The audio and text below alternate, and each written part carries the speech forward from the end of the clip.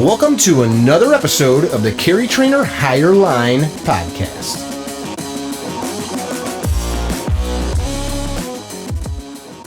Hey guys, welcome to another episode of the Higher Line podcast. I've got my radio voice on right now, which I'm going to stop because it's super annoying and because Ryan's shaking his head at me.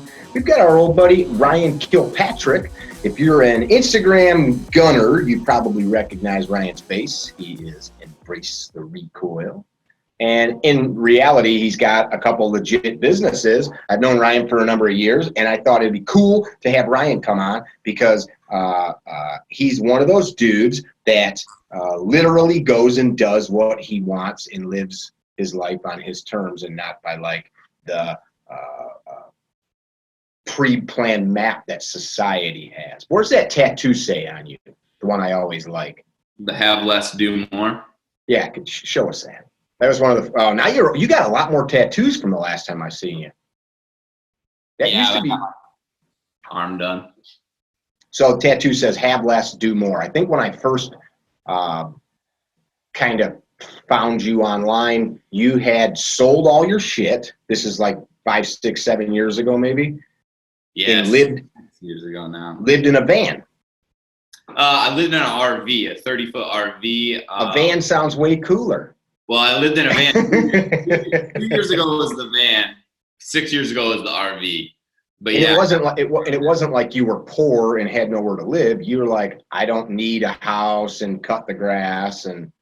Yeah, it was actually, I had a really good job at the time and I was just bored. And there was a lot of things that I had wanted to do, you know, and I was in my late 20s and I hadn't done it. So I had money saved up and I was just like, I'm going to do this now because it's really easy to do it. You know, worst case, I always said, I had a friend that came with me. I said, worst case, we fail and we just go and get our jobs back. Like, it's not that big a deal. So yeah, we bought an RV. We traveled the country for 6 months, 22,000 miles, 33 states, and went to a bunch of different places that, you know, I've always wanted to see and, you know, met a lot of strange people and cool people. And it was the best time of my life to this day. Just, you know, you'd wake up and you could go wherever you want and kind of do whatever you want. And we started businesses while we were traveling, e-commerce businesses, and those are what I'm still doing to this day. So it worked out for us. But you know, it was a gamble. We spent a lot of money and, you know, if we didn't succeed, we'd have to pay back some debts.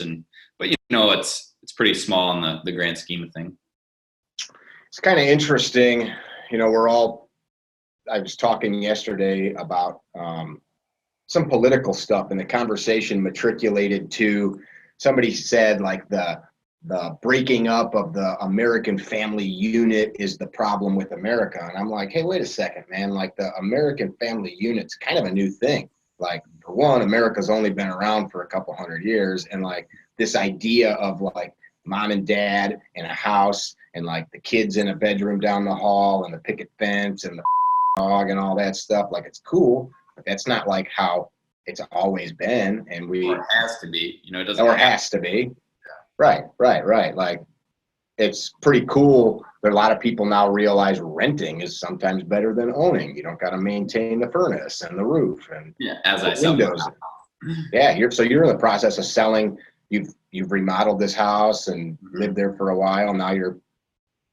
Yeah, I bought it really well and put some money into it. And now, you know, with the market being the way it is, I'm just going to take the cash and it's going to give me a little bit more freedom to, you know, experiment with a couple more things that I've been wanting to do that I haven't done yet. So get rid of a lot of stuff and start doing some new things. You got no idea where you're going? My family has a cabin up on a river in like Big Rapids in Michigan, but it's like a 3 seasons cabin, so it's not for the winter. But I could go stay there, or I mean, really, I could just buy again, but I just don't want to. I want to invest that money a little bit, travel a little bit. And, like I told you, get uncomfortable. You know, I've been comfortable for the last couple of years and I'm getting kind of bored with it. So I want to just kind of switch it up and see what happens. I'm listening. Keep going. I had my headphones on backwards. I was like, I kept having to adjust them. I'm switching it up. That's like, I think, kind of a personal deal. And this is kind of where I wanted to take this conversation. Like you said, I want to get uncomfortable. Most people that we run into, I think, spend their whole life trying to get to a point where they can be comfortable. Definitely. It's I like just want to be where there's no problems, where I can just settle into a routine. And like that to me is like, do you have like a tree and a rope? Because yeah.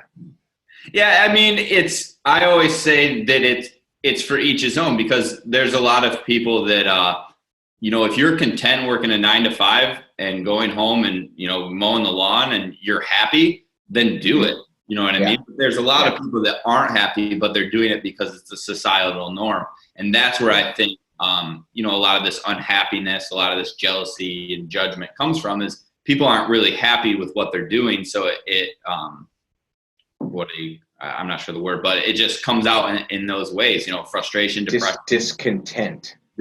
Yeah. And it's just, you have to live the life you want to live. And that's something I discovered when I was younger, because I was living a life I didn't want to live.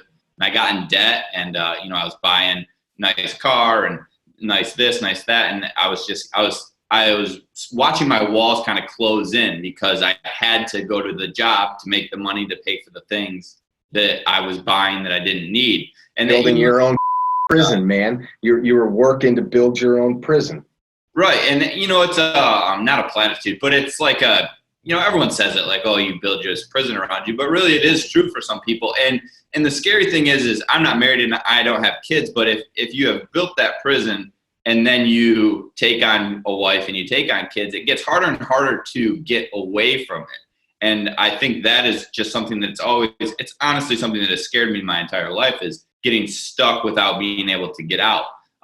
Where a lot of people, they have a way out, they just might not take it, or some of them do take it. And sometimes it works and sometimes they hate it and they go back, but I think knowing is more important than wishing, because if you don't like it, it's easy to stay where you are. But if you're always having these dreams and ambitions that you never chase, it kind of keeps you restless, I guess, at least for me. What are you afraid of? Like, it's I'm sure a psychologist would look at this and say, like, well, fear of getting out. Like, what happened to you when you were a boy? Like that would be where that conversation went. It's like I said, when I was younger, they closed in as much as they could for someone that was single and making decent money. But, I think you start to look at the things around you and realize they're not necessarily important to you. You're just doing it because that's what you're supposed to be doing. A lot of people, that's college. A lot of people, that's buying a house or buying a car. You think about most people in their early 20s, they're buying 4-bedroom houses with 2 bathrooms, and it's just them and their wives. Like, you don't need it.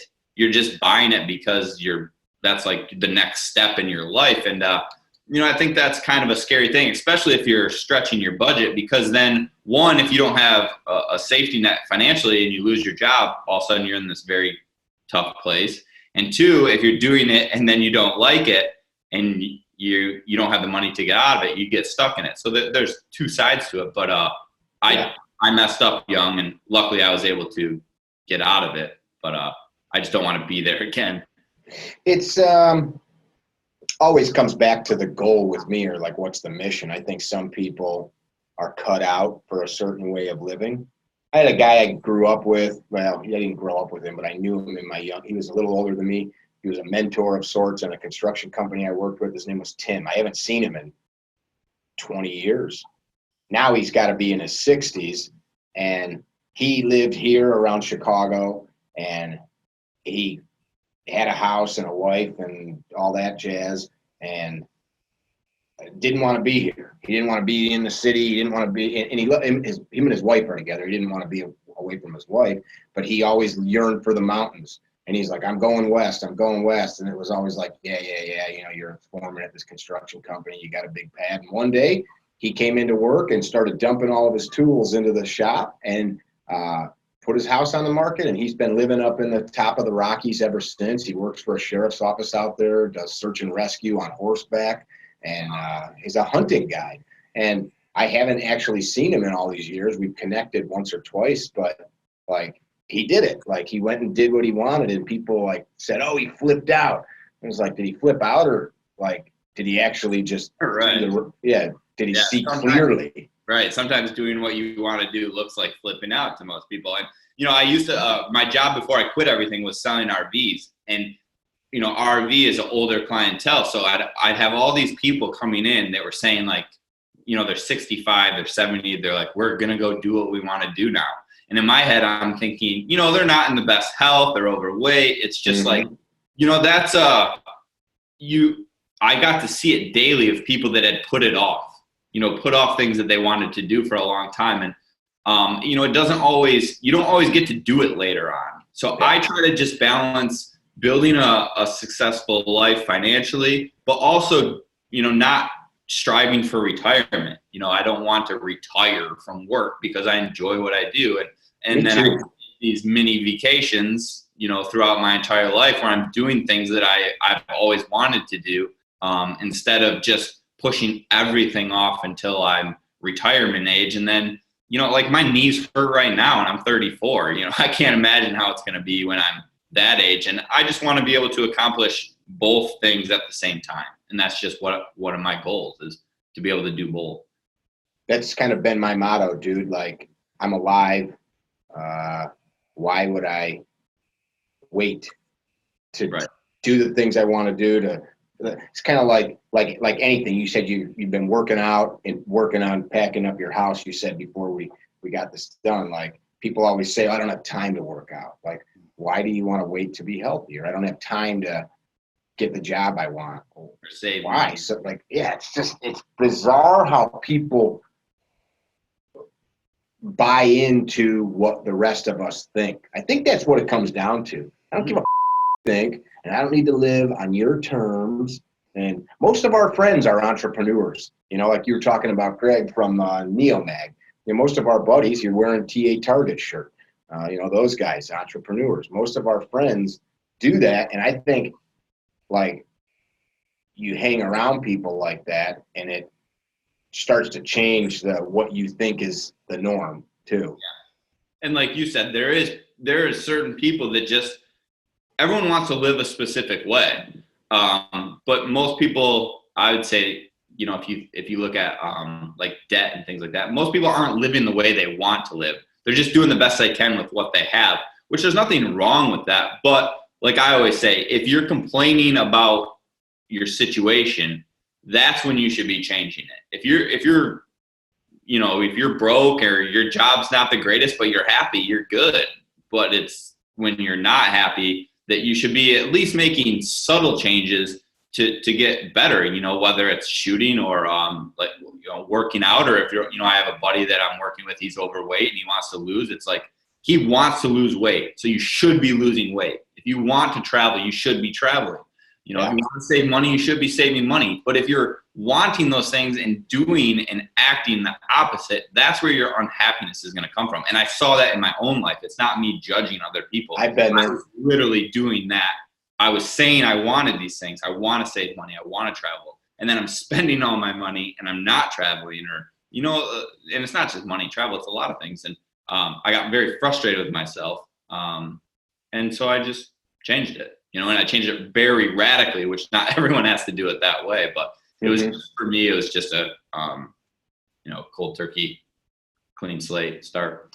I really like the idea of radical change though, because sometimes it's fun. You watch somebody that's trying. Our dog groomer. I need to take little Charlie in for a trim. Her hair grows like crazy. She gets too hot, even though it's cold out. She goes and sits in the corner on the floor because I think she's literally overheating in her hair.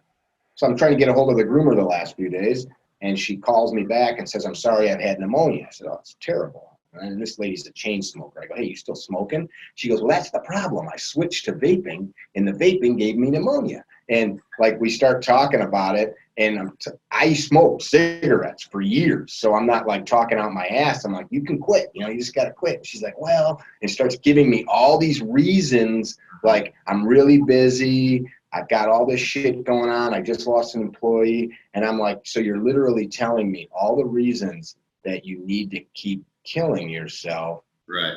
Like, not so that you can actually feel better. Like we create all this crap to convince ourselves that we can't do something different. Yeah. Like, I've worked there 20 years, dude. What am I just going to up and leave? Right. Yeah, you can. That's exactly it. Yeah. It's funny because I always say this. I was making good money at the RV place before I quit, and people thought that was crazy because I was giving up that money, and we didn't have a real income yet when I quit. But also when we were in the RV traveling all over the world, we told all of our friends, you just buy a ticket to the closest airport. We will come in, we'll pick you up. You can join us as long as you want. And no one came. And they, you know, I was 26 at the time, so my friends. Everybody's a talker. Right, everyone's in their 20s. Dude, I wish I could do that, man. You're so lucky. I wish we could do that. I wish I could be a part of that. I wish. Okay, here it is. It's basically free, a plane ticket. You know, come out. We'll drive all over the country. You can join us. Yeah, chip in for food and at the next airport. Easiest trip. No one came, but everyone said they wanted to come, and I think that is just. And they're looking at all your pictures you're sharing on the web. It's a great example of a lot of people want things that they're not willing to actually go get, and I will go get it to a fault sometimes. And I mean, it's not always healthy or good, but if I want it, I'm gonna figure out a way to get it, even if it costs me either money or time or, you know, sacrificing other things. But I live very cheap. I make it a very point to live very inexpensive, and that allows my money to go farther, which in turn makes me not have to work as much. You know what I mean? So it's a domino effect of going after what you want, because I don't have the nicest car, I don't have the nicest house, I don't have the nicest clothes, guns, all these things, but sure, I can do what I want most of the time, and that is where my value comes from, is freedom of choice. You know, like if you say, hey, come to Chicago next week, we're gonna shoot. No problem. I don't have to worry. Which you've done before. Yep. I don't have to worry about work. I don't have to worry about money. You know, Ben Wiseman Company, he's moving down to Florida to shoot more. And he's like, hey, you should come down. Okay, just tell me when. I'll rent a car. I'll be there in 2 days. Like, that is what I take happiness from, is that the ability to just do. You know, doing matters to me. And I think it comes from, you know, my dad when we were younger. We took trips, but they were always very unique. They weren't expensive necessarily, but it was, you know, these cool camping places or this, and I've just always had this desire to do. My mom was like that too. Yeah, and I think there's value in experience that most people don't understand until you get to experience a lot of things. You know, I've always said that I'm very stingy with my money, but I always say I'll go broke for experience. Like, I'll figure out a way to make my money work to do, where it's I won't figure out how to make my money work to buy things. Like, I can't afford it. That's my mindset. I'm with you there. Sharon and I just got a new TV after like 11 years, and it wasn't an expensive TV at all. Somebody gave us some gift cards to like Walmart for Christmas, and like somebody gave me like a Visa gift card. Like, and there was a TV. It was like $380 on sale. And it's a nice TV. It's not some like, you know, crazy 80-inch, you know, blow your mind. But we don't watch that much TV. And we actually didn't even need a new TV, but I just like thought we'd get a little bigger one. Anyway, like I don't care about that crap. I have a lot of stuff. Like, this room I'm in is built just for this. Most people don't have a room in their house just to sit and record themselves talking to their friends, but that's work. But that, like you're saying, I'll go burn a tank of gas to see the sunset over a pile of rocks somewhere. Right. And then turn around and drive, you know, 400 miles back the other way just to be like, wow, that was cool. Like, I'm with you. Yeah. Yeah. But like, I always try to make it a point is it's for you. You know, if that's what you're into, that's what you should be doing. But don't do it because, you know, you see it on Instagram. These people are doing these things just for the picture, just for the Instagram caption. They're buying, you know, fancy guns or whatever and put it because so-and-so has it and they want it. Where it's like they can't afford it, they don't need it, but they want to do it just because someone else. Yeah, that constantly begs the question of one's motivation. I know I want to talk about your businesses a little bit. For years, I ran a construction business. I was a self-employed carpentry contractor for 20 years. And it got to the point, I used to enjoy that, and then I didn't. And it got to the point where when I would go meet a new client, if a client's listening, I love you, I appreciate that you help support me. It got to the point where I hated everything about it.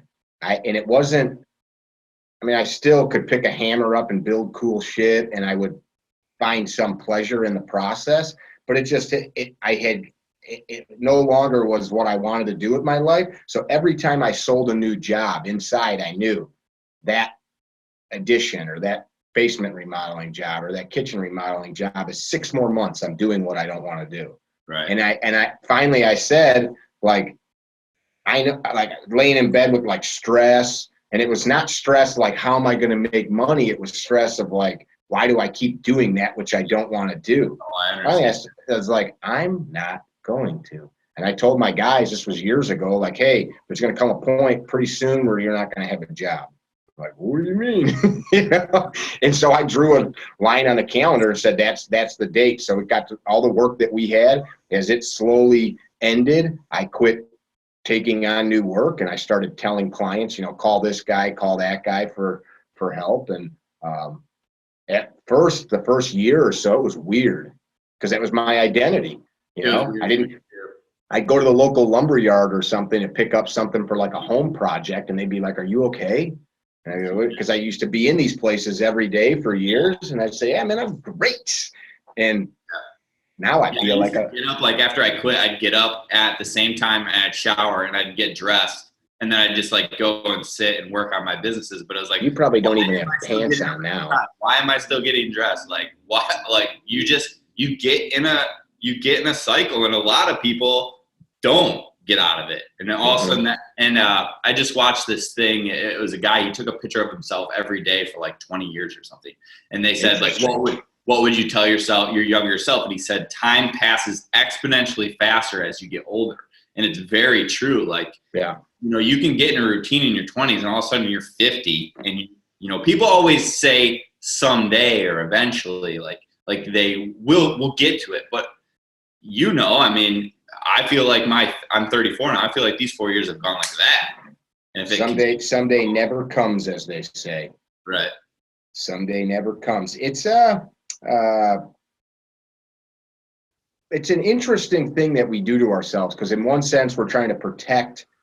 Our parents tell us you need to get a good job, get a place to live, find a person that you want to spend your life with, right. And you you check all these boxes, and in some sense we don't want to let our parents down. We don't want to make people worry about us, so we do it all for the wrong reasons, man. And and then what?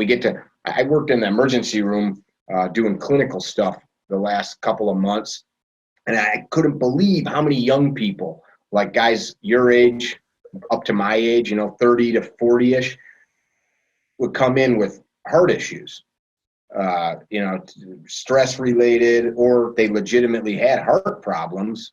And you'd start to talk to these people. What do you do for a living? You know, what's your diet? And these people are working themselves to death, eating like shit, using alcohol, tobacco, maybe other drugs. They're prescribed drugs so that they can sleep. Yeah, and they gotta wake up and guzzle shit to wake back up. And it's like, for what? So that was me though. When I was selling RVs, I went to the emergency room with a panic attack, and I thought I was having a heart attack. And that was like part of my oh man moment. It was like, what, you're killing yourself for something you don't even really enjoy doing. So, you know, get the hell out. Yeah. It's interesting. What do you do now? So some people don't know this, but when they see a sweater covered in Christmas lights, it may have come from you.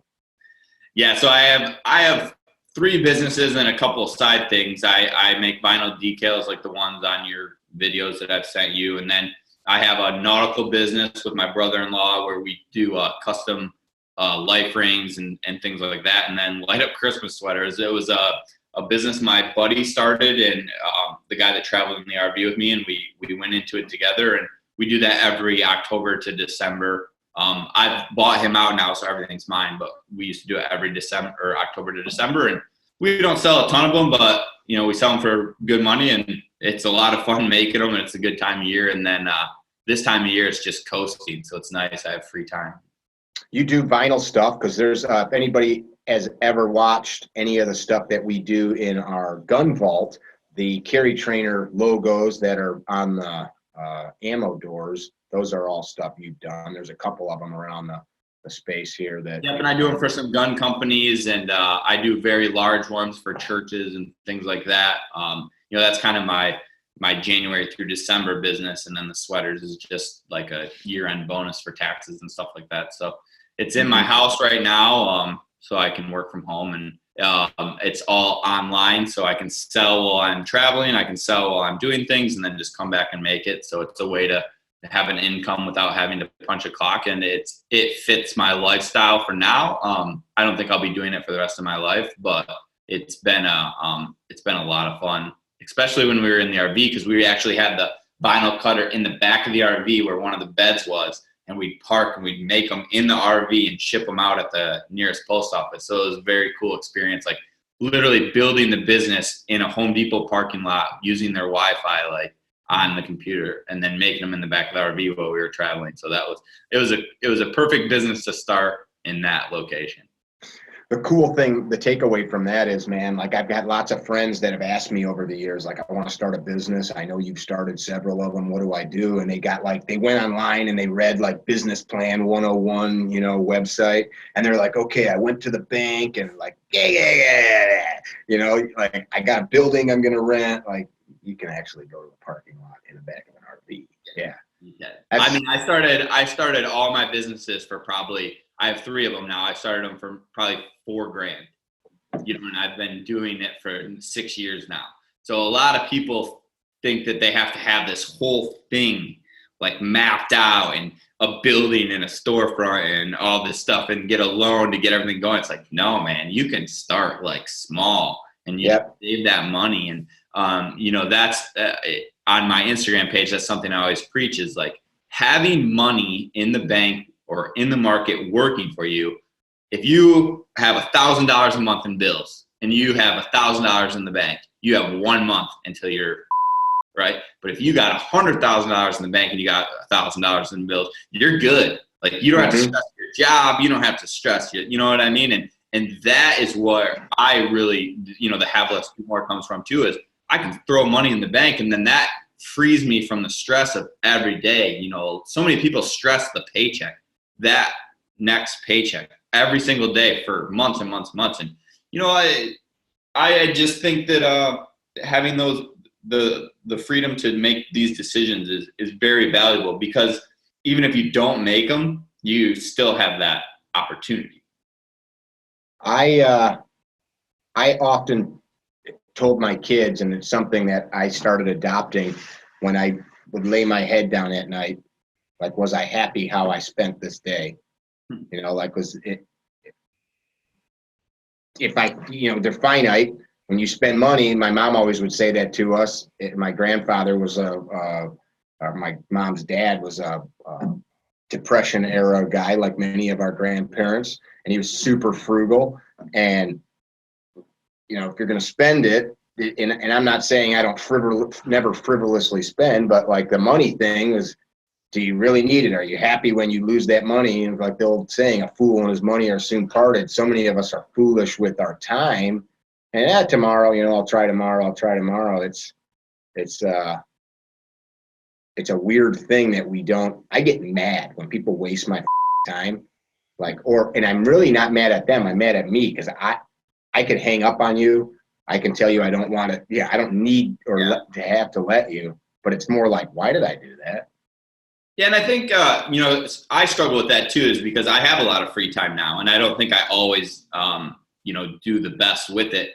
But it was a podcast or something that was like, earn your free time. There's a lot of people that they're working their butt off, so then when they do watch a movie, or whatever, they don't feel like they're wasting their time because they earned that time. Mm-hmm. And then I think that is a big thing too, is like, earn the time, earn your downtime, and yet don't waste it when you do have it. But not a lot of people have a ton of free time. Like I said, I don't have kids and stuff, but you got people that work 9 to 5, and then they got wife and kids, and it gets complicated, but it's not always a bad complication. Talked to a guy today that we're renting a property from for our dudes weekend. I was telling you this offline. And for those of you listening, we've got this dudes weekend. It's kind of like our S12 event, but it's more like dudes. I'm going to smoke meat for everybody at dinner. We're shooting rifles and pistols, learning land navigation skills from an Army Ranger instructor. Cool stuff. But the place that we were going to host it filed bankruptcy, so I had to scramble to find another place. So I find this awesome big pole barn out in the woods on 170 acres that's converted to sleep 25 people. It looks awesome. And I get this guy on the phone, and he's a little bit older, and we start having this great conversation. You'll dig this. And he tells me how his wife just passed, and she was the love of his life, best friend, and they had a business together. And I'm like, oh, what was the business? They are one of the largest importers, sellers, and auctioners of fine old world weapons. Like, I'm talking $200,000, $1 million, like old guns that people take to, Africa to shoot, elephants with back in the day, like double barrel rifles and crazy stuff. As we start talking more, he tells me he's also got a job. They own DC-3, old McDonald Douglas twin engine World War II planes, and they go fly 10 feet off the ocean and they dump chemicals onto oil spills. And I'm like, oh, you do that too? That's cool. And he's like, we talk a little bit more. He's also an obstetrician, OBGYN, that he retired from 20 years ago. And before that, he was a chemical engineer. And before that, he had another job in engineering. And now his company also produces some type of weaponry that's sold to the military in different countries. And I'm chuckling. I said, well, you never really were much of a go-getter. And he said, it's not that. Was like my takeaway from the conversation. He goes, I don't care if anybody does all the stuff I've done. I just always did what I wanted to do. And when something wasn't fun anymore, I just did whatever I wanted to do. And he goes, like, for him, it was multiple master's degrees, a doctorate degree, crazy stuff like that. He said even when he was an OB, he'd go work in a hospital and then at night went to work for a freight company like FedEx, flying planes at night, hauling boxes and shit just because he liked flying. So here's a guy leaves a hospital delivering babies and then, takes an old plane off and goes and delivers, car parts or whatever. Yeah, when you like doing it, it's not so much work, Yeah. That's a cool thing too. It's like there's a finding what you love and finding a way to make you money through it there's power in that. And like look at you're kind of a jack of all trades, but you've found a way to make money in multiple different ways through things you love. And I think that is awesome, and like with my Instagram, like I don't make a lot of money from it, but I'm just doing stuff I do for free. You know what I mean? And it's something else. And I think a lot of people don't want to put a lot of time into it because they don't see the fruits of it right away. And, but if you just do it because you love it, like that guy, he's just doing those things because he enjoys doing them. And then it just pays them to. That's the best case scenario. Yeah. You were one of those guys like early on in the Instagram gun world.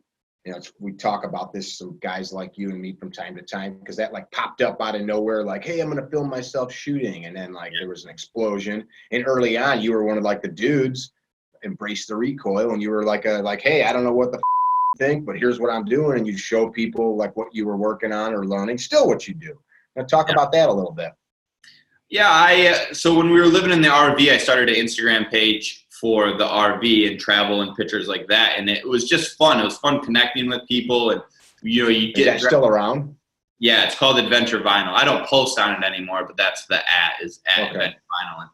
And, you get people that would message you about how you inspired them, or you could message them how they're inspiring you. We met with a couple companies that would send us stuff for our GoPro, and I just got a taste of it. And when we got back, I was like, I want to start a page so I can have that enjoyment still, but, not travel related, because we were climbing mountains and, snorkeling with turtles and, it's all these big things and you could get a few pictures. So I was like, well, I'm going to start one for shooting, because shooting's been my first love. Shooting was my love since I was like 4 years old. I always loved it. So I'm like, I'm going to start one. And it was right at the right time where Instagram was you could just blow up if you put a lot of time into it. And because I was self-employed, I'd post twice a day. I'd just post in my basement. I'd post all these things. And I didn't necessarily do it the right way, but I was having a good time with it. I was meeting a lot of people and I was learning, and I was showing my mistakes, and it just went crazy. And it's the best part about it now is I don't really do a lot with it like I used to. Is I've met, like you and all these entrepreneurs and all these great people. The shirt you're wearing?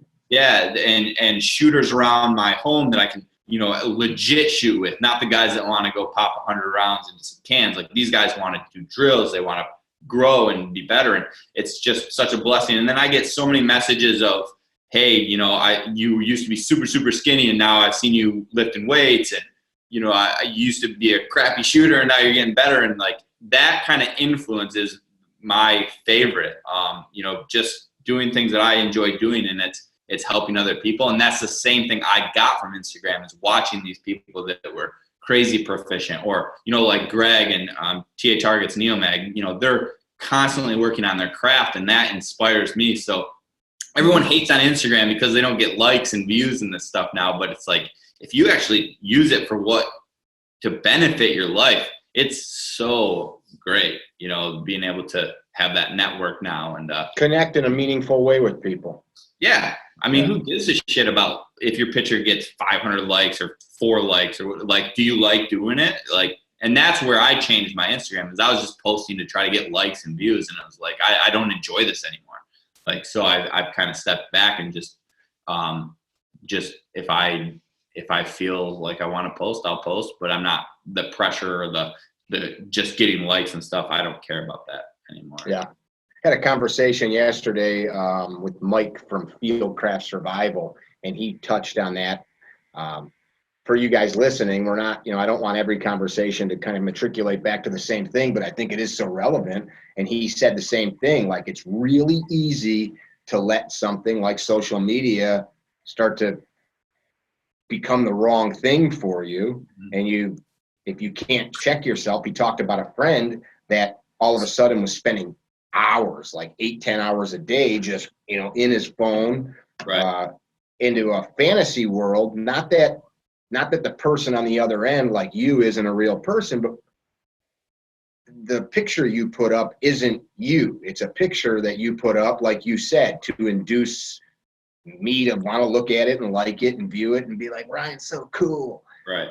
And then it starts to create this like weird community of everybody, like, having a popularity contest, and you got to differentiate. And there's probably 4 or 5 guys that came up with me at the same time that quit theirs because it was affecting their family, it was affecting their happiness, their life.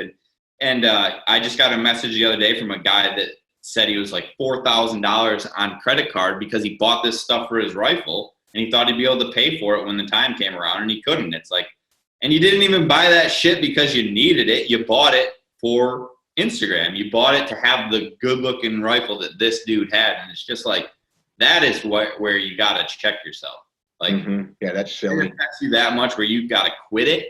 Like, if you're thinking about quitting it because it's making you unhappy, you're doing something wrong. From a psychological level, that's no different than a guy going out and buying a car he can't afford. Right. I remember having a kid I know that's a nice guy, but he probably made $40,000 a year. He bought like a $50,000 car, had like a $900 a month car payment, literally. And I'm like, dude, like he told me this, like, check out my car. I'm like, you literally know, like by the time you earn your paycheck, pay taxes, and then insurance, like 2 weeks of every month you're paying for your car. 2 weeks out of 4. Yeah.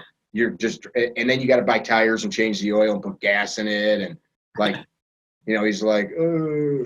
It's funny you break it down like that, because when I talk to my friends or people that DM me on Instagram about finances, that's how I break it down for them. Because I always say to them, okay, how much do you make an hour? And they tell me, and I say, okay, now this is what you probably make after taxes. Now let's say this car that you're thinking of buying is, let's say you make $30 an hour after taxes, and this car's $360 or $360 a month. Well, break that down. So that's, you got 12 hours a month. You got to go to work. Let's say it's 40 hours.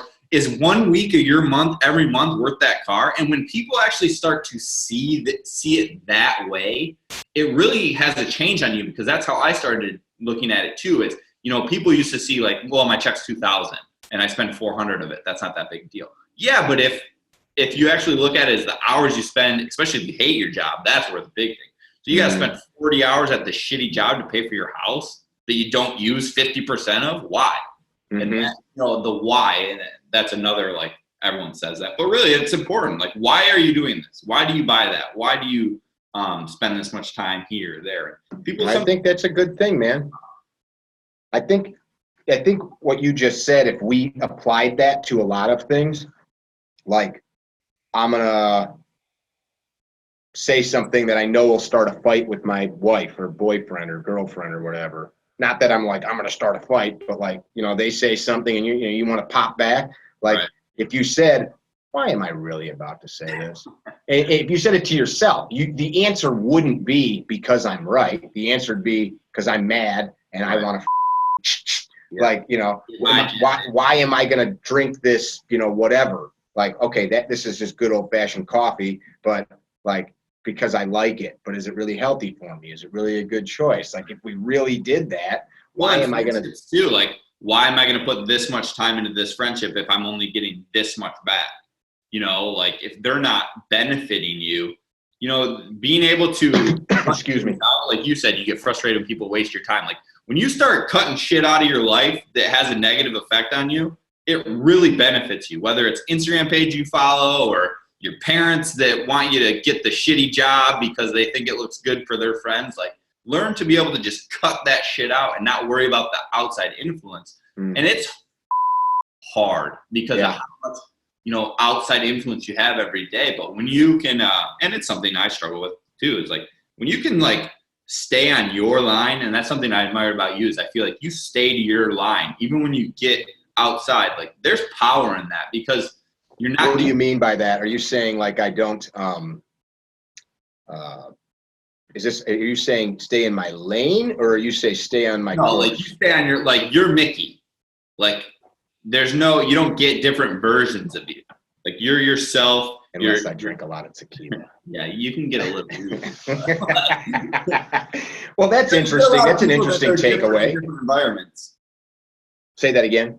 There's a lot of people that are they're different in different environments because they're trying to cater to outside influence. And I think I can, in the defense of others, I can say as a younger man that wasn't so sure of myself or so accepting of myself, I'm guilty of that. And to this day, if I walk into a governor's office to petition, gun legislation, you're not going to hear the same jokes. But I will tell you this, you have to be yourself. Like otherwise, if you're to thine own self be true, right? Shakespeare, you can't. That I think is when we don't know ourselves, then we don't know what makes us happy. Then we do all this bullshit so I appreciate that. You're talking about friends or people that are in your life that take more than they give. That's a hard one, man. Because like if you're my friend and I really care about you, like what is love? It means that in spite of your shortcomings, I give to you, but like I love myself too. And if you're a vampire that's always just sucking the life out of me, then like I think that's hard for people. Like our parents tell us, our pastors or whoever, that you gotta like keep giving.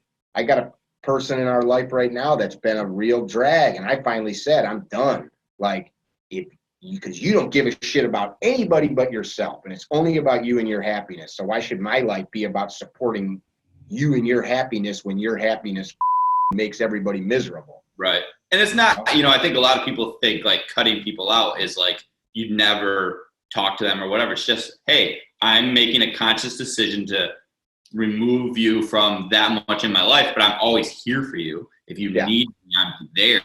But like, I had a friend in my life. I'm not gonna let your opinion influence my choices. Right. Yeah, I had a friend that complained about everything. And then I would offer solutions. Hey, you could do this, you could do this. No.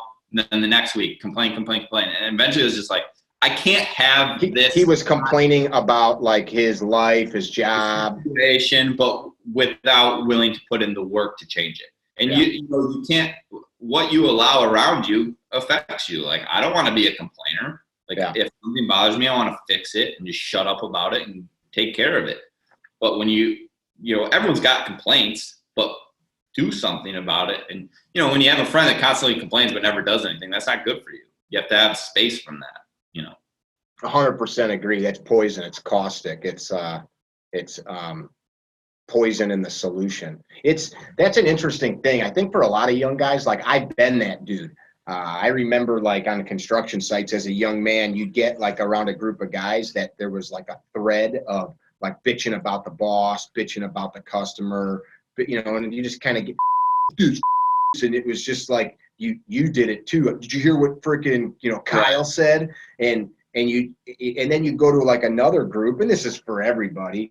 And I remember one guy, he'd always say, "Morning, handsome," and like just that was like, "Hey, dude, good morning." And like he'd always be laughing and joking, and it created a completely different vibe. And the one group, they'd always be like getting pissed and dudes yelling, and there'd be like aggression, which is normal in the trades, guys that almost go to blows. And then the other would be dudes like laughing and listening to frickin' good tunes. And the point I was going to make, though, as a young dude, you might not see all that. Or, yeah, Ryan, really easy. Do something about it. I don't know what to do. That's why I'm bitching, because my life sucks. Sometimes you just got to change your focus. Yeah, because I get that too. Like when I used to share my story, like when we were in the RV, we'd say, "This is what we did." And, you get a lot of messages like, "Yeah, it's easy for you guys to do." It's like, no, it's not. Like, it's not really easy for a lot of people. Change is never easy. Like, no matter what it is, because you're doing something that you're not normally doing. But the attitude is everything. Like you said, there's a positive group and there's a negative group, and the positive people normally have a better time with the change or changing because they look at it differently. And my wife, when I first met her, had gone through some stuff in her life that was pretty hard, and but at the time she had a lot of good stuff going for her, and so she developed this habit, which I've heard her tell to people since, and it's nothing crazy, but she'd come home from work and she had her own nice little townhouse and her own car and little couch, and she'd like go take a bath after work and lay there in the tub and think to herself, okay, I've got this little house. I've got a car in the garage that takes me to and from work. I've got a job with people that I like to work with, and a job that pays me darn good money. And I got she just started listing. There's food in the refrigerator. My mom and dad are healthy and they live down the road and I can visit them. And she just would think about all that stuff over and over again. And then you go to sleep like, life's pretty good, man. I just listed this whole cornucopia of things that I have to be grateful for. Like, it's mindset, big mindset. I don't know who told me it, but someone once said to me, your worst day is someone's best day. And I always say that to people now. It's like, what you're sitting here complaining about, someone would love to have. Like the life you have, someone would love to have that. And it really puts it in perspective to me, is like, nothing that ruins my day is as bad as what someone else is dealing with. So just suck it up and just get through it, because no one wants to hear you complaining about it. We all got shit, figure it out. That said, I mean, there are some people that might listen to this or that we know. Like I've got a friend that's battling horrible cancer and he's kicking its ass, but like, yeah, that's pretty shitty, man. Like stuff like that, or losing. I've got a friend that lost a son.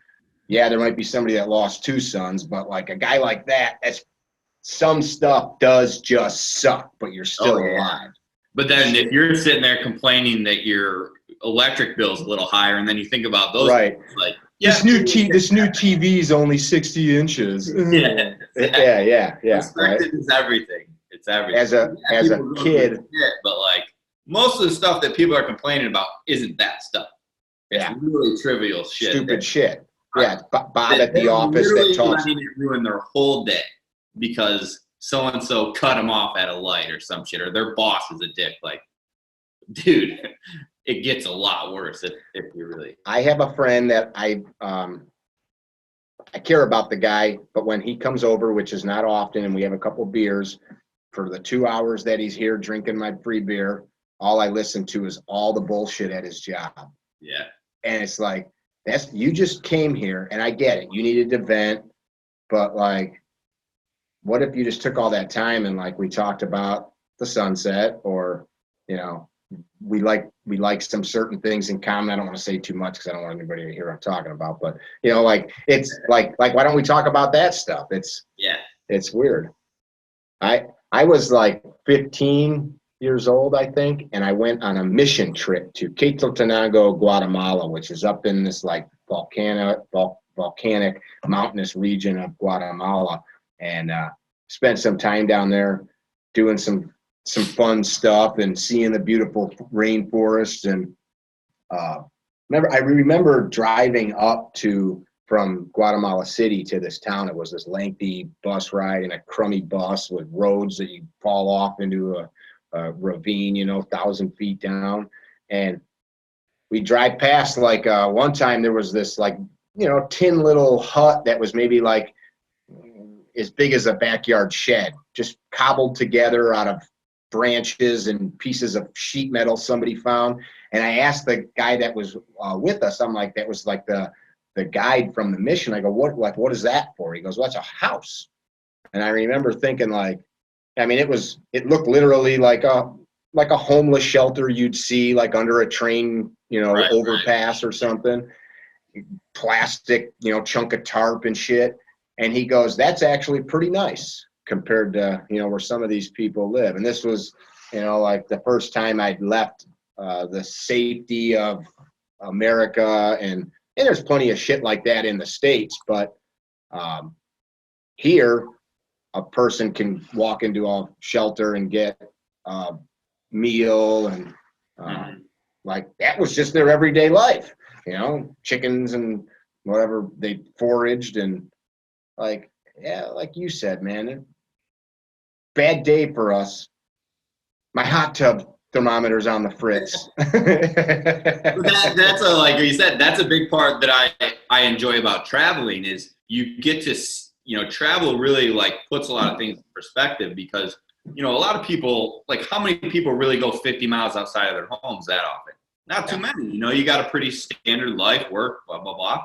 And when you get to see these places, I did mission trips and, heart of Mexico and Haiti and things like that. It's like, man, we got it really good. Like, yeah, but if you don't see it, you don't understand it. And, like the crappiest living spot here is like really, really nice to a lot of places. You got air, you got heat, you got running water. Like you can just turn your faucet on. Like I remember in Mexico, we had to go, they had these big, like 5-gallon, those bottles you'd put in like a water thing. And it had it on this swivel. And to get water, you'd have to walk all the way through this school. You'd have to just take your cup and you'd tip that thing. And because you couldn't drink the water, because you'd get sick. You know what I mean? Like, that in itself it's an everyday occurrence.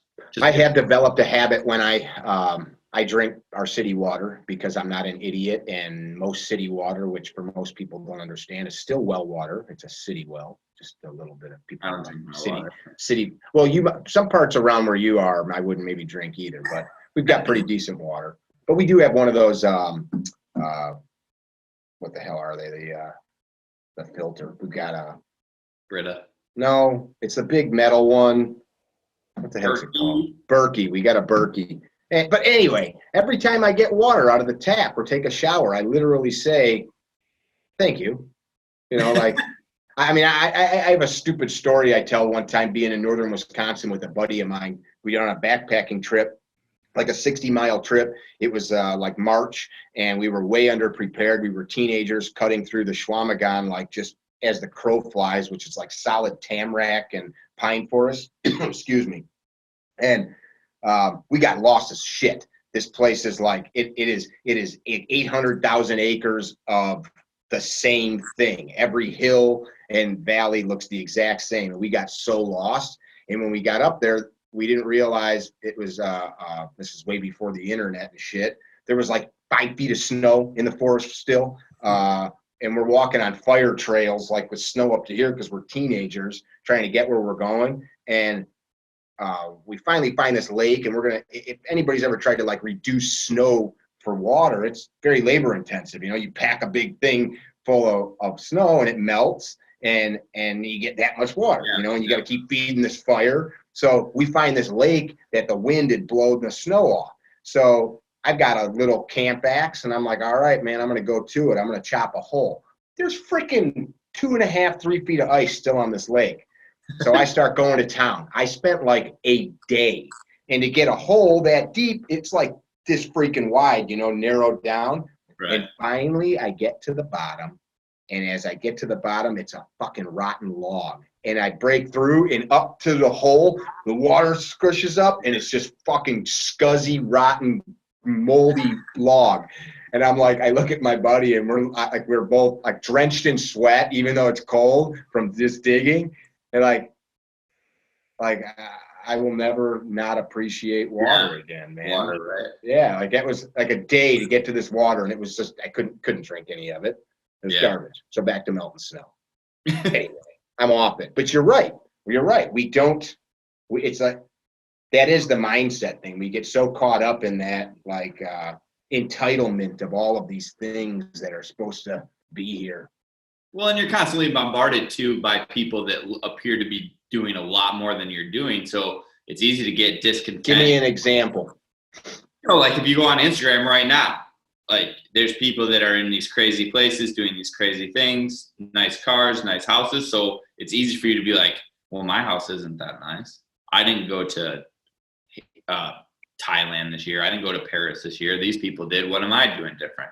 And all of a sudden you're unhappy with what you have because you think you should have more because so-and-so is doing something more. Mm-hmm. You know what I mean? Like it's something we've always been a part of, whether it's TV or not, but like social media makes it harder to think you can lose your appreciation for what you have because you see what other people have. And like you said, it's just a picture. It's a moment. You know, you don't see everything that goes behind it and the work that gets put into it. But still affects you. Bums me out. Shit, I'll see someone in like Australia and I'm like, damn, I should be in Australia. Does it bum you out though? Or I mean, is it doesn't bum me out. It makes me want to work. Like, I want to be there. I'd like to see that place. You know what I mean? And I think what's stopping you? I don't know. The stupid house. Well, yeah, for these 2 months. I mean, if I wanted to go, I'd buy a ticket and I'd go. Like if it's, that's what I'm saying. I knew you were going to say that. Yeah, I mean, I'm trying to get this house right and pocket that cash, and then we can get there. You know, it's not just instant gratification.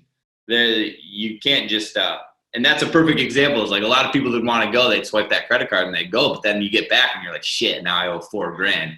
That's a great point that popped across my head earlier. Is so you can take this methodology, this mindset that we're talking about, and it can be really poorly applied too, where it's just, this makes me feel good. Yeah. That's what Ryan said, man. If you're going to do it, do it. Well, it's funny because like I said, if someone right now is like, hey, I want to go to the Bahamas or Hawaii, it's $500. You want to go? Yes. But then my friends always give me a hard time because I'll be like, man, I want an RMR. And they're like, dude, they're like $400 for your pistol. Like, just go buy it. And I'm like, I don't got the money. Like, because in my head, I don't have the money for these things, that aren't a necessity. But I have the money for these things. And let me balance that. So can we develop a mindset, and this isn't me digging on you, like, couldn't you also have the freedom, the travel, and the money for the RMR? Sure. Yeah, I mean, because I always have the money. That's my point. Right. That's what I'm saying, though. Like, I mean, there's a place here in town that is now like this huge shopping district. And when I was a kid, it was all cornfields, hundreds of acres of cornfields on a major state highway. And the woman that owned it, if you drove past it, you didn't think anybody lived there. It was a travel trailer back in an old farm with like silo that had rotted and fell over, a barn that had collapsed, old rusty equipment, all the trees overgrown. And this old gal lived in there. Was her family farm, like I'm talking from 150 years ago, with the hundreds of acres. She ate oatmeal every day. She'd make a pot of oatmeal every week and just eat out of this moldy pot of oatmeal. The land transaction, when she died, she donated the land to the Lutheran church in town that I went to the school there as a kid. It was the largest transaction like in Northern Illinois history of private land, millions and millions of dollars. And she ate 4-day-old oatmeal. That was her only meal. So like to her, she couldn't afford it. Yeah. And she already had money because they had sold off other parts of this property over the years. She had millions. Right. And like I'm only saying, like, sometimes we take it too far where to you it works, but to some people, like and I think for some people too, it's like a game. How much can I save? How far can I stretch? How far can I stretch the money? That's what I was going to say. So there's one of my favorite books is The 4-Hour Work Week. And like in the first chapter, he's like, you know, people always say you got to save, save, save. He goes, if it's a $15 bottle of wine, I'd rather drink the wine. And that's something that I use in my life is I could have the RMR, but there's things that I don't need it. Right. So there's things that you can delay and there's things that you want right now. And I think it's definitely finding a balance of that, because if you get everything you want, especially if you can't afford it, you know, that comes back on you. But you have to have some kind of balance because you can't just always go, go, go. But yeah, there's a lot of people that die with I'm guilty of that. Yeah. And that's, you know, retirement, like I was saying with those people in the RVs is, you know, there's people that save $1 million to retire and they die like a year into retirement. Yeah. They probably would have done it a little differently had they known, but that's the problem. You don't know.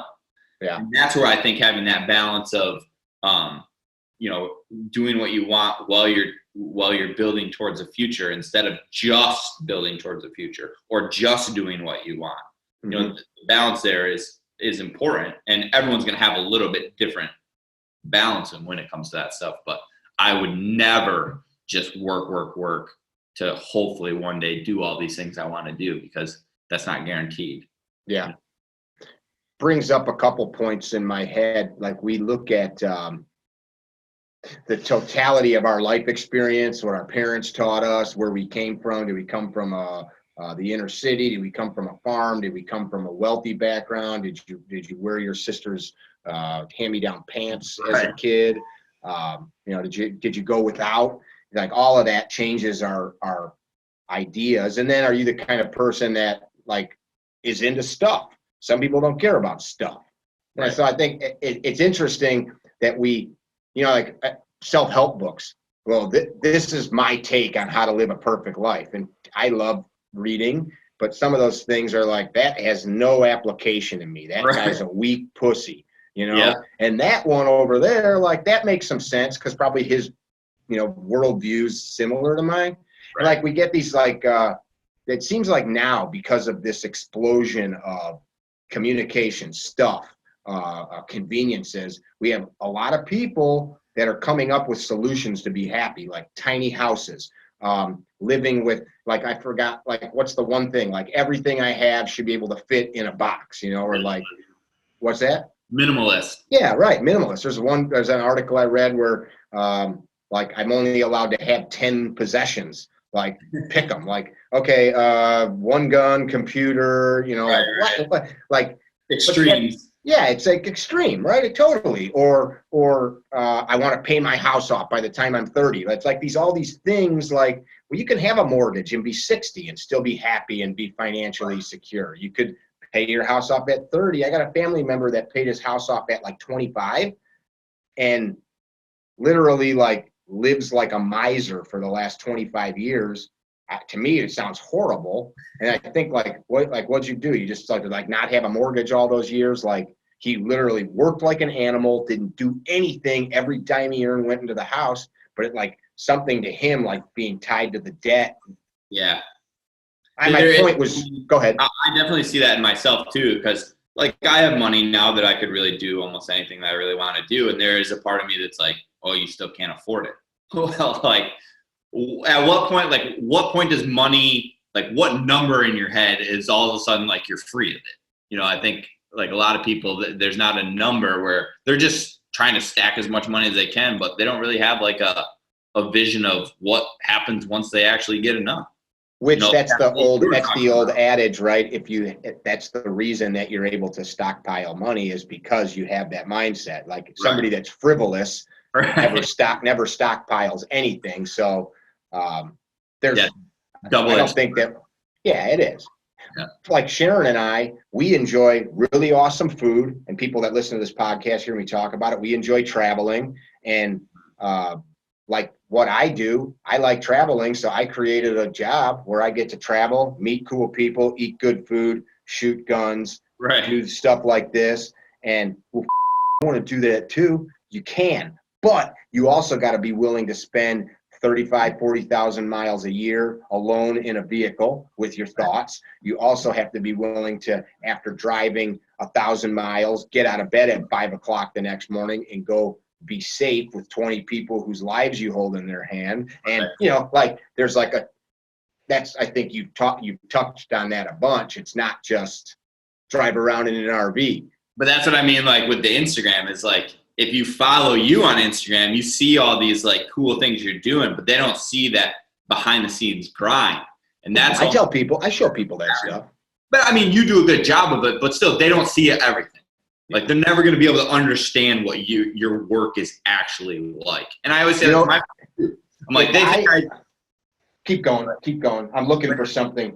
My friends will say like, dude, you don't work.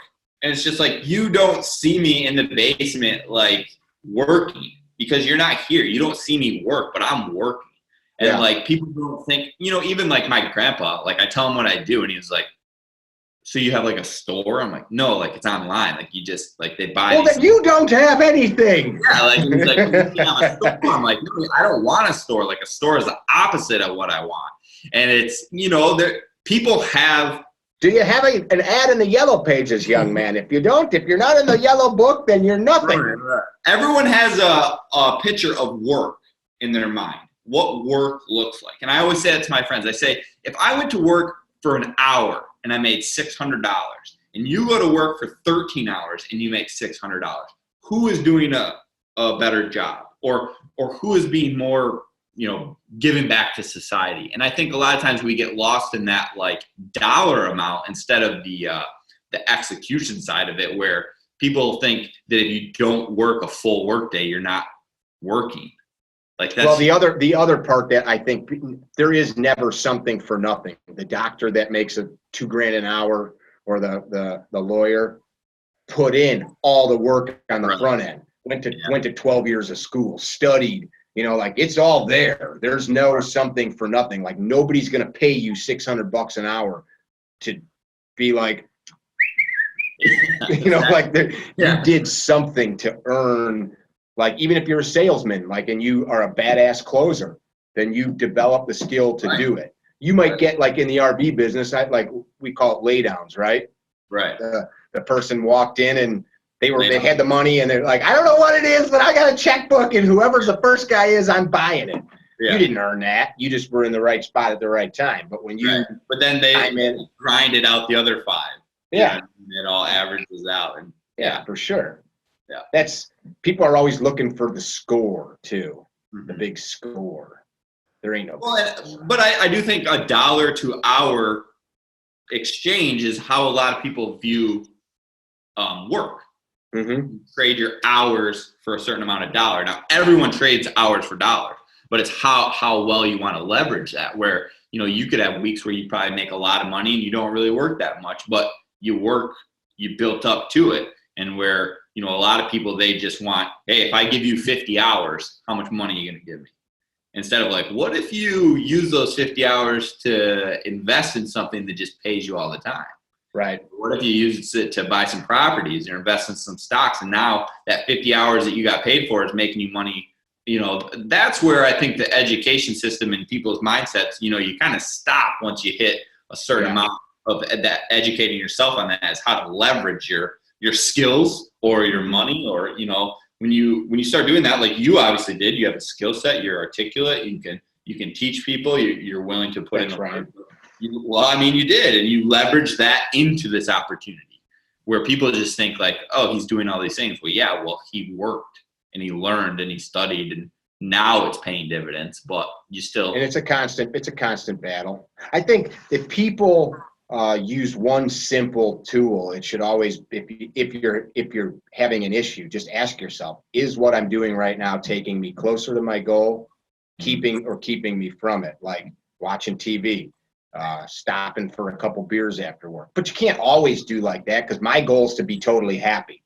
Right. Like stopping and meeting you for a beer, that might make me happy. But if it's like, I need to go home and, work on my whatever, it can't always be it either. Well, yeah, it can't always be happy. And it can't always be a grind. Like you have to find balance because no one, that's what my friends ask me because they'll be like, do you love what you do? And I always tell them, I said, no one goes to work every single day and loves it. Like that is just a lie you are being sold on YouTube. Like, yeah, there's some people that love it a lot more. Yeah, some little music in the background, like. Yeah, and they're standing in front of a Lamborghini or this big house and like. Because when you find what you're really passionate about, then you're never gonna work a day in your life. Like you could get paid to ride roller coasters and drink pop and eat pizza, and then it sounds disgusting. Day 6, you're gonna hate it.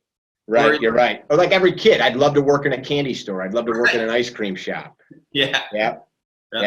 My sister worked at a bakery as a kid that I helped at sometimes, and like, woohoo, donuts! And then 4 days in, like I couldn't eat another donut if you paid me. Yeah, I used to cook, and we'd make extra steaks and put them up. I'm like, dude, steak all the time. And then by day 4, I'm like, I never want steak again. Like, right. I'm good with steak. You're going out for enemas, and you're just. I actually have a pizza. There's a pizza place around the corner that I do decal work for his pizza place, and he just gives me a tab. So I get like free pizza. I just go in there and he gives me. And like first 3 days, I'm in there just getting pizza.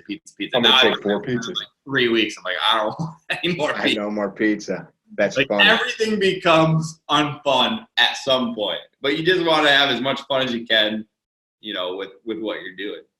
Somebody sent me a Joe Rogan clip this morning, actually, and it was just audio, and I'm listening to it. It's Joe Rogan kind of talking about like success.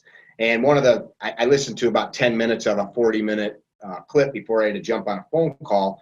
But one thing that jumped out at me, which you and I think will both agree with, is anybody that's like achieved anything didn't like show up every day like happy to do it. And he's talking about like he's a black belt in jiu-jitsu or building a good body. Like there's days this sucks. I don't want to go. My friends that are champion shooters, not every day did they want to go dry fire or whatever it is. Going to college, this sucks. I'm tired. I don't want to go, but you go do it. And then because the goal is I'm going to work through the challenge, and that's what motivates you, knowing, this weight's heavy, but it's, building these guns. Yeah. Right.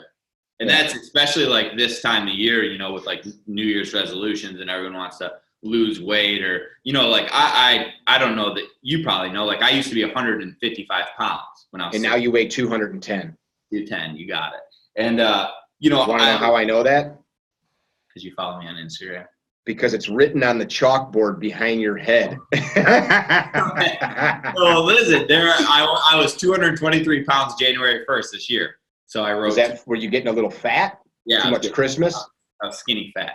And I was like, I want to be 210 by the end of January. So January 1st, I wrote 210 on my chalkboard. I see it when I walk in. Today I was 210 at the gym. I was 210. Like, seeing those goals. But that's like what I'm saying is anyone that changes, it takes time. Like for me to get in the gym, like it sucked. I hated how skinny. I felt like everyone was looking at me. I couldn't move any weight. And a lot of people, they give it a little go and then barely move any weight.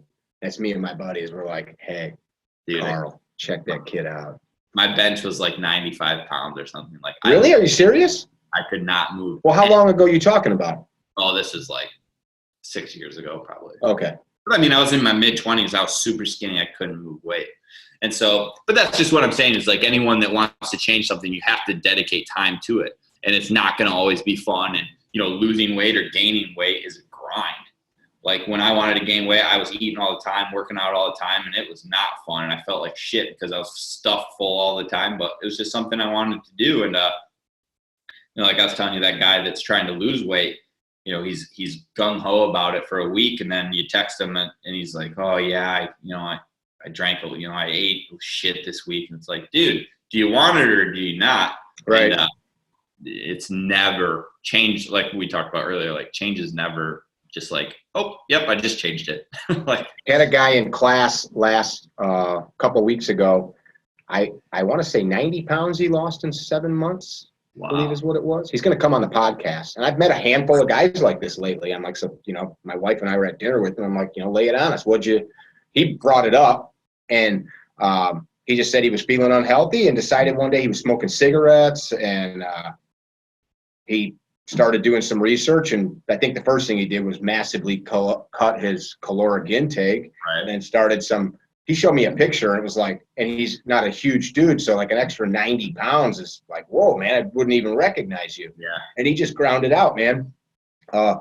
Held himself accountable to that food intake, and then now kind of eats normal, but figured out how much he can get by with to maintain. But he's like, it really wasn't that hard, other than just not going like that, eating it. Like small changes over time. That's like I feel like that's what really messes people up, is like people that want to lose weight, they go from like eating like shit to like broccoli and water. Like, you're never gonna just drink water and broccoli. Like, you gotta have like some kind of like flow to it. But if you change your caloric intake over time you'll lose weight. Same with shooting. Instead of a bowl of ice cream every night, have a bowl of ice cream one night a week. A whole pizza, eat half a pizza. Right. Things like that. It is. It's like, I have a buddy, Cody in Progress, on Instagram, and he was that way. He was like 300 something pounds. He shot with us, and he was not happy with how he looked, how he appeared, his health. And man, he was just like, I'm going to change it. And boom. I mean, like, workout, boom, boom, boom. And he lost, I think he's at like 60 something pounds now that he's lost. I just had lunch with him last week. He's yoked up, big dude. Like, he's joining a fire department. So he wanted to get healthy for that. And it's, I have such admiration for people that can just do that, because like people that have never done it, you can't really understand. I can never fully understand how it is to lose that much weight. Yeah, I've gained weight, but gaining weight's a little bit easier because you're just eating and working out. These people got to cut stuff out. And it's just, people that just cut it and just go, I mean, that is taking control of themselves. And that is such a self-commitment that is crazy. People that can just really put in that work on a consistent basis. It's impressive. And I tell them all the time, I'm like, dude, you just said you wanted to do it and you did it. Like, that's awesome. A takeaway for me from that kind of stuff, and this can be applied to tons of things, is you leverage that then to, okay, I did this. What else can I do? Right. Maybe I can run a marathon. Maybe I can go ask that hot chick at the pizza place out. Maybe I can, get a job that I want, or whatever. Yeah, Joe, you brought him up. I listen to his stuff. He talks about that too. He's like, you aren't doing a lot of things in life you want to be doing because you don't view yourself as a doer. Like, you started a diet and you failed it. You wanted to go to this, you wanted to take this trip and you didn't. You wanted to save this money and you didn't. So you look at yourself as someone that doesn't do things. And like, once you, like you said, once you actually do it, then you're all of a sudden you're like, yeah, what's next? Let's go. Mm-hmm. And when your mind shifts like that, it's a powerful thing. Do you use self-talk at all? What? Do you do self-talk at all? Do you talk to yourself? I'm not a self-talker, but I'm a goal. Like, I make goal lists all the time, and I post them when I see them. Like, I'm very like writing that on the board, like visualizing. As you got that cheeseburger, and you look over and are like, as I walk in with my pizza, I'm like,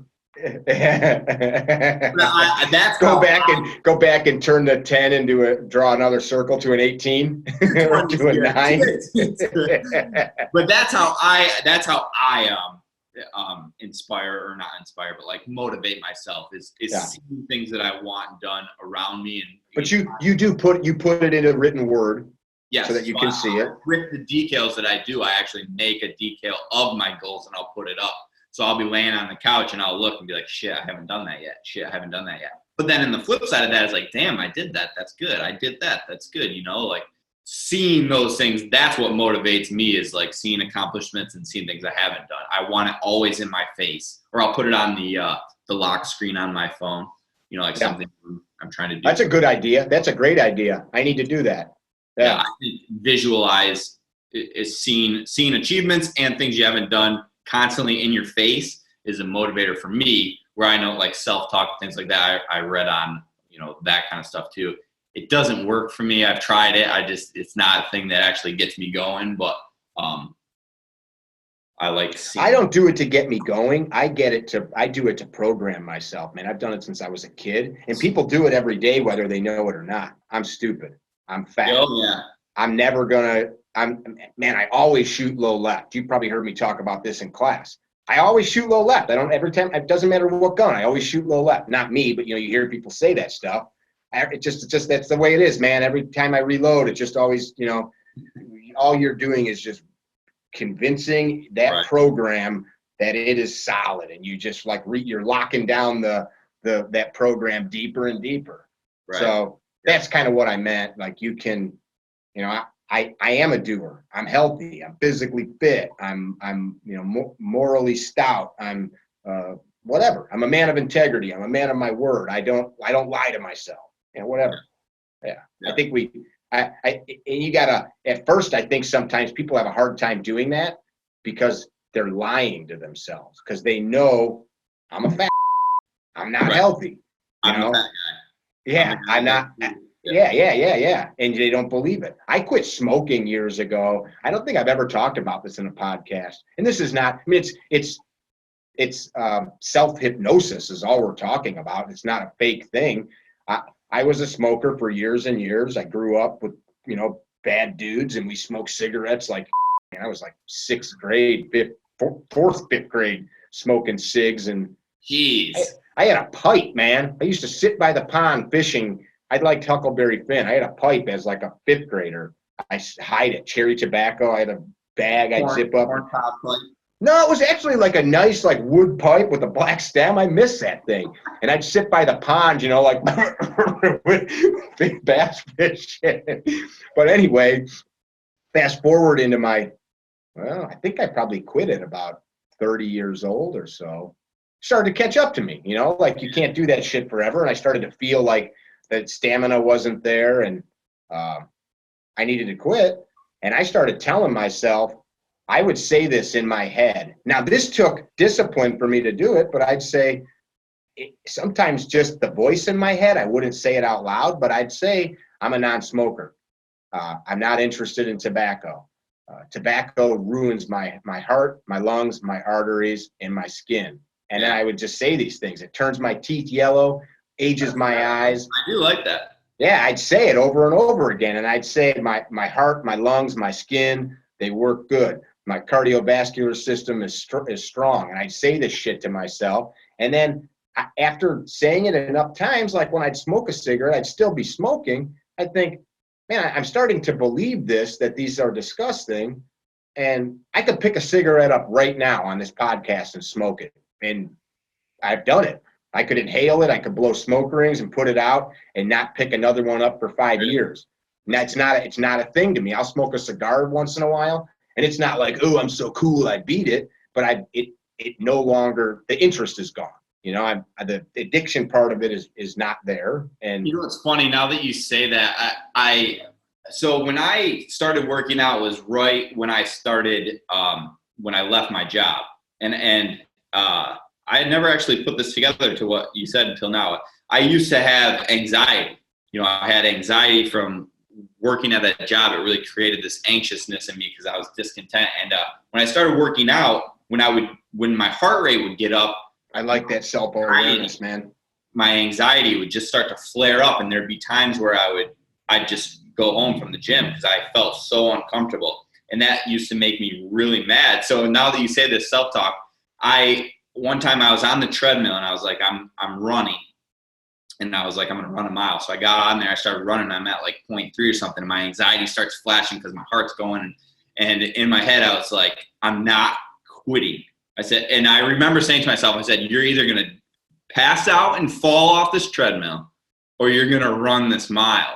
And I ran the mile. And since that day, my anxiety from that has really gone away. And it's funny that you said it because I never saw it as like self-talk. You took the wind out of the sails of this. I suffered from chronic anxiety for 20 years, 15 years at least. And that, like, once you start to separate the metabolic and the physiological processes from your brain, because I know what you're talking about. Your heart starts beating, and then you're like, wait, is this another anxiety attack? And then that dumps epinephrine into your system, and then now you're like, it is. It is. Like, these people are going to see me die right here in the gym. I better get out of here and go home, or I can like curl up in the bathtub and hide and, feel better. It's funny, like 2 years ago, I had a guy have a heart attack right in front of me. I don't know if you've heard me tell that story. I have. Keep going. So I've actually, and that didn't faze me one bit. And that's like, when it comes to anxiety, not that we're on this topic really, but like, you just build shit up that's not real. You know what I mean? And then all of a sudden you actually see it in real life, and it's like, it could be a lot worse. But like you said, though, oftentimes that anxiety stems from other things. Like, you were aware enough to know that your discontentment going to a job, probably being in a job where every time you were there, it was sell, sell, sell. And if you don't, you're coming in for a meeting to figure out what you're doing wrong, and you got to get the numbers up. Like, that you put that pressure on yourself. It's not even that. I just think living life in a way that you don't want to be living stresses you out, and you don't even, like, everyone, when you go into a meeting like that, you feel stressed, right? Like, everyone's going to feel stressed. But when you're just like living day to day in a way that you're not happy with, you're stressed, but you don't necessarily feel it like you'd feel it in a stressful situation. And I think that's something that took me a while to realize. I was like, I've been stressed out every day for a long time, but I didn't feel it like I'd feel it if, my boss said, hey, come in this room. It's kind of like being unhealthy, like overweight or something. Until it's not there, you're not completely aware of it. Like, I never realized how unhealthy, I never realized how, shitty my lung capacity was until a year of not smoking went by, and I put a backpack on and went for a 20-miler and realized, oh, this is a lot easier. Like, just like with that, you live with that anxiety and chronic stress all the time until it's lifted off of you. You're like, oh, this is pretty cool. Yeah, because I mean, now it's like I look back on that and it's just like, holy cow. Like, the life I had put myself in was insanely stressful to me. And I'm not saying it was like the most stressful life, because I had it pretty good, but for me it was very stressful. And it's just like, now thank you for putting it that way. Looking back on it, it's like, man, I really did make a lot of poor decisions for myself that got me stuck in a spot, because I didn't have a lot of money, so I had to go to work.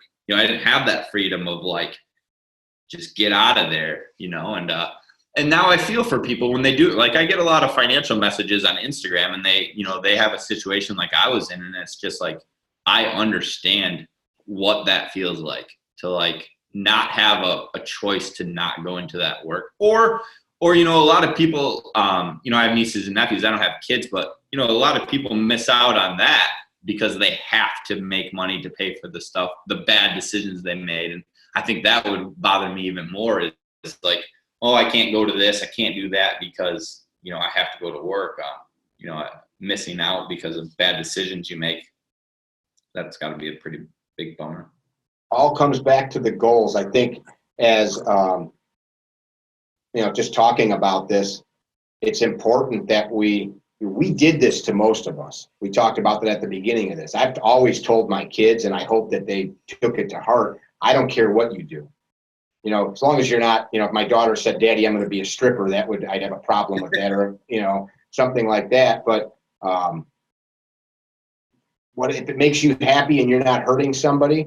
Of course, if they wanted to do something that was injurious to themselves, or, I'm going to go live in a hippie commune and smoke hash all day, I'm not down with that. But hey, man, you want to be a cop? You want to be a firefighter? You want to be a doctor? I'll support it. I don't, as long as you're being genuine, don't do it. I told them, I've been very cautious not to say, you got to, find a career. I hate that parents do that. I've got a friend of mine that has told his son, who I've known since he was a little boy, you better learn to fix cars or something, because that's all you're ever going to do. Your grade sucks. And as a little boy, I'd tell him, I like your dad, but you don't have to listen to that. I'd literally tell him in his ear, you can fly rocket ships to the moon. And I think sometimes parents, that's bullshit too. Like, you can be president. You can't. If you work really hard and know the right people, and just saying it isn't so. But that dad has convinced that kid, your life's going to be hard. You're going to work and then die, you know, and maybe Right. maybe one day you'll be able to buy a bass boat. So my dad, like when I quit my job, my dad, like no matter what I'm doing, he just learns about it. And then he calls me and he wants to talk about it. So whether it's vinyl or shooting, or he'll really cool. from his own, and he'll call me and just want to, hey, what do you think about this? Hey, I heard you say this. I looked it up. That's a good point, blah, blah, blah.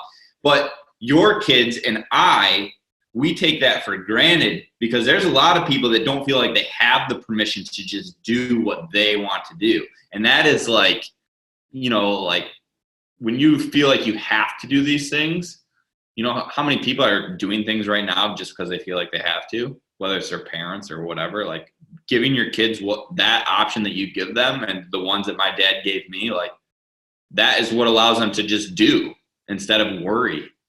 The cool thing about being an adult and an American is you can walk in the mirror right now when we're done listening to this and say, Ryan and Mickey said, I can do whatever I want to do. You have my permission. Yeah. Give yourself permission.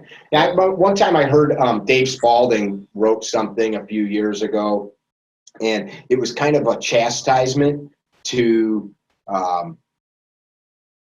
dudes that he was seeing come to his classes.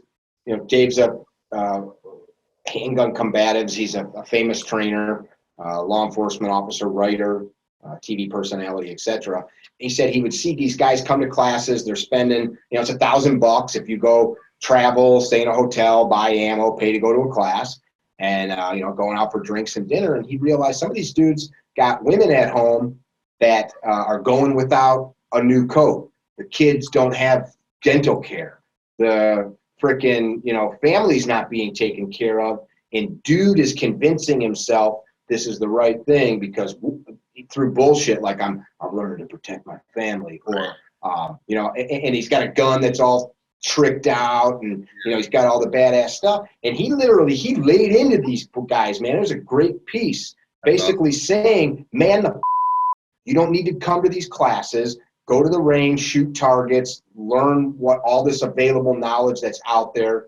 And when you take care of your family and you've got the extra money at some point, then show up here. But you know, don't be a loser, because that, I think, is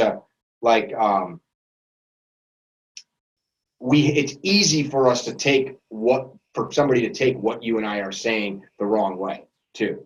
Like, it is my life, man. I mean, how many times does somebody hear a story like my dad took off with his broad and I've never seen him again, or some shit, like, because dad, this is my life, or mom does it, you know, you don't get it. I don't love my husband anymore. I'm good. You know, I'm off with Javier now, the pool boy. Yeah. It's not permission to just do whatever you want, but it's you know, I when people message me about guns and stuff like that, I always say, when it comes to finances, it's like, you know, people are going to these classes and shooting these guns and doing all these things, training for the 0.0001% chance you might need to do it. Like your post the other day about the truck going into the thing. Like, you're probably more likely to get hit by a truck sitting in the corner booth than you are to actually have to. Oh yeah. But I mean, it is true. But I always say, people, like, you are going to need money. If you live life, you will need money at the end to retire, to do these things. You need money. 100%, you will have to have money. So if you're sacrificing your end goal, need money, to buy this fancy gun, to go to these classes, to do all this shit, like, that is not a good decision. Like, yeah, balance. You're going to classes and you're $50,000 in debt. Like, get your shit like more in line. Yeah. You started breaking up on me. It's crazy what people will. Oh, you hear me? I've got you're cleaned up now. Yeah, it's I think it always comes back to the same thing, man. What's your goal? You know, do you want to live a long, full life where you're free from worry? And like, that's one of the biggest worries people have: death, old age, poverty. You know, like, can't change death, can't change old age, but I can try to stay as healthy as possible into my old age. Poverty, I can change. You know, I'm not going to worry about a meteor crashing onto me. I have no control over it. I'm not going to worry about, you know, that's things I can't control, but it's a lot of the stuff's very simple, I think. It is. Yeah, it really is if you break it down. There's a great article about people that it's a guy that interviewed people on their deathbed. And, the people never said, like, I wish I spent more money. I wish I, bought this thing. They always said that they wish they did more with their life and that they spent more time with people that loved them. And if you really look at it as that simple, that's a pretty easy thing to not have that mistake when you're dying, is to do things you want to do and be good to the people that are good to you. Like that. That's not that complicated, but we tend to overcomplicate it because of chasing things that we don't even really know why we're chasing. We're just doing it. We're just spinning. And I love breaking things down into the simple, because you can really start to understand yourself. I'm like, man, I want to do this for the wrong reason. I said this to that guy for the wrong reason. I treated her bad for the wrong reason. Right on. I'm working this job. It's like you can really understand the stupidity of your own life when you have clear end goals of what you're trying to get to, because as long as your end goals are clear, you can make conscious decisions. But when your life is clouded, you don't really have a compass to make decisions on. And I know that I made so many bad decisions just for the sake of just doing them. I agree with that. So likewise. That's this article you brought up. I've never read it, but I have this tally in my head as I go through my life. There's things I will say it to myself. I'll remember this on my deathbed. Mm-hmm. And I hope that on that day, like, it all floods through my brain. Maybe it will, maybe it won't. I don't care. But like, it could be like the other day at Christmas, my little 1-year-old nephew laughing his ass off as I'm shaking him, like, I'll remember that one. Or hanging my legs over the edge of a gorge with my daughter at, out in the Badlands, looking at her and the wind blowing in her hair, like, that's a good one. I'll add that one to the banker. Eating a $90 steak, nice and slow, and smelling each piece as I drink a Pinot, like, yeah, that's a good one. Yeah. Like, and then when the shit sucks, like, I don't need to. That one I don't need to have in the bank. Right. That one. Yeah. But that's a nobody does that. Yeah, I should have stayed at the office more. I should have. Well, you posted something. I'm not sure how long ago it was, but it really stuck with me. It was a younger guy that had died doing something. I think he was climbing, maybe, or I'm not sure. My brothers knew that guy. Yeah. Yeah, my computer is dying, so it might cut out here. But he, dying, doing what you love, like, there's a lot of people that just coast, and then die. And then, the people that are just doing what they love and then pass away, like, they're living it at least, and that post you put really stuck with me. It's like, go out the way and live the way with like intention. Yeah. Purpose. I dig that. I think that's a good ending spot, with intention, with purpose. If people, if you have to go tell your mom and dad, hey, I love you, I appreciate the things that you've given to me, you brought me into this world, or your loved ones, but this is the way I'm doing it. If you can't accept that, I'm sorry, but don't worry about me. I've got it. Yeah. They might have to. If people want to get a hold of you, bro, how do they do it? Embrace the Recoil on Instagram and Embrace the Recoil on YouTube. Embrace the Recoil. Embrace the I appreciate you taking the time. Yeah, I enjoyed the chat. Thank you for having me. Yeah. If you guys need vinyl, if you need cool Christmas gifts, you definitely hit this guy up. And I know if you send him a file for the graphic stuff, he can work it out and give you a good price, take care of you, and no matter where you're at, because he sent me stuff from states away. So, and you're supporting a person that's living the American dream. I like that. If you guys have not subscribed to the Higher Line Podcast on Instagram, do it. If you're watching this on YouTube, hey, share it. If you're listening to this on one of the podcast sites like Podbean or any of those, leave a review on iTunes. Those reviews are what help people see this. And, we're not making tons of money doing this stuff. It's because people like Ryan and myself want to talk about things that we feel are important and might be of value to you. So share it. It's not it's not just for you. Pass the stuff on. If you have questions, reach out to him on Instagram, Embrace the Recoil. You know how to get a hold of me. You can always send us a message to training@carrytrainer.com. And as long as you're not a wacko, we'll definitely try to help you and give you some good advice. Be well. Don't be a dickhead. Final words, bro. Thank you. See ya. Peace. Love you. Visit our website, carrytrainer.com, for information about classes held throughout the U.S., Carry Trainer apparel, and upcoming projects. You can also email us at training@carrytrainer.com for information about setting up your own private course or speaking engagement. Training@carrytrainer.com or carrytrainer.com.